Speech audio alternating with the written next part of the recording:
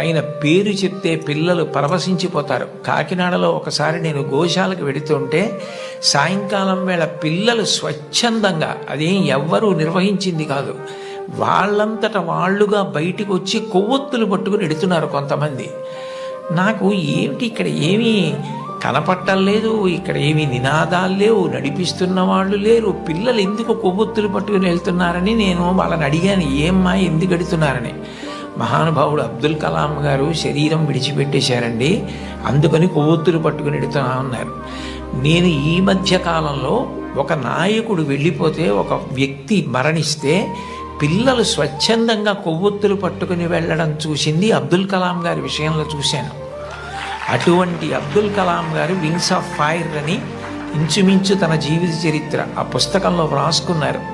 2వ ప్రపంచ యుద్ధ సమయంలో గోధుమలు రేషన్లో దొరుకుతున్న